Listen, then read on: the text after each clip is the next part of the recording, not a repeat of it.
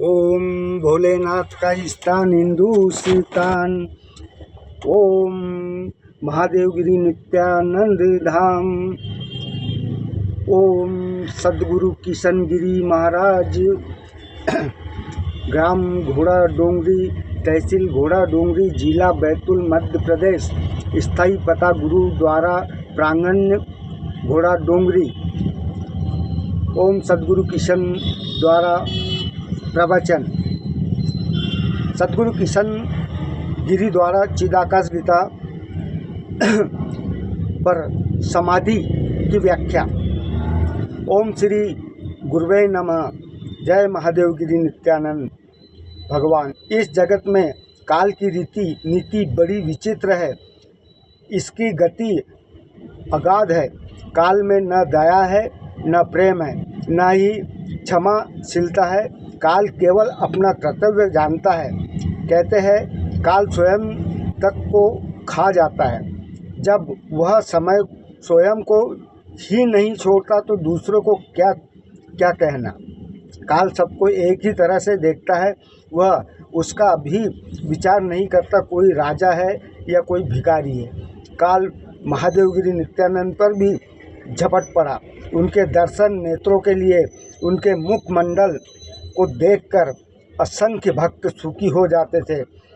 उन्हें देखकर पापी मनुष्य पुण्य की बुद्धि, जीव मुक्ति की दरिद्र, धनवान जैसी और गुणहीन व्यक्ति सत्गुणों की अनुभूति करता। गुरुदेव इस असत जगत में अपने भक्तों के आधार थे। फिर धीरे धीरे हमारे नेत्रों के आगे से हटा दिया गया काल का यह क्रूर सत्य है। लेकिन इस काल को भला कोई रोक सकता है क्या? सांसारिक लोग मृत्यु को ही जीवन का अंत समझते, इसलिए सांसारिक दृष्टि में मेरे गुरु का अंत हो गया। वास्तव में श्री गुरुदेव कभी गए ही नहीं। वे तो नित्य अमर और अनंत है। वह अभी भी जैसे के वैसे विराजमान है, जैसा वह हमेशा थे। भला नित्यानंद की मृत्यु कैसे हो सकती है? अदृश्य होने पर भी जिस प्रकार सूर्य प्रकाश देना नहीं छोड़ता, अज्ञानी मनुष्य ही समझ सकता है कि सूर्य अदृश्य हो गया या नित्यानंद की मृत्यु हो गई। नित्यानंद तो हर प्राणी में विद्यमान है। वे सर्वव्यापक है। अपनी उपनिषद कहती है कि जगत की उत्पत्ति आनंद से हुई है। नित्यानंद सर्वे अमर है। यदि तुम सचमुच उनके दर्शन करना चाहते हो तो उनको अपने अंतर में खोजो। अपने जीवन को त्याग, वैराग्य में और प्रेम में बनाओ। अपने मन को शुद्ध करो और दूसरों और प्रेम बनाओ और अपने मन को शुद्ध करो और दूसरों में दोष दर्शन ना करो। दोष मत देखो, तब तुम स्वयं नित्यानंद हो जाओगे। लेकिन यह बातें तो ज्ञान प्रेमियों के लिए है। प्रकृति में जो सीमित है वह कभी असीमित नहीं हो सकता। अगर ऐसा न होता तो राम और कृष्ण भी अपने भौतिक शरीर में विद्यमान होते।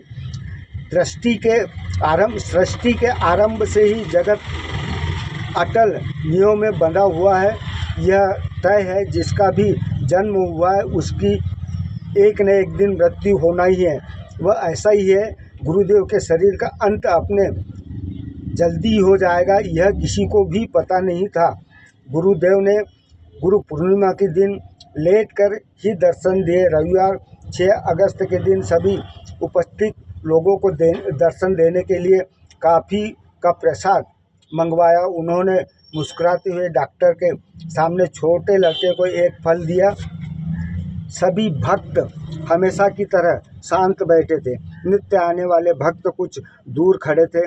मंगलवार 8 अगस्त 1961 को 10:40 पर उन्होंने महासमाधि ले ली।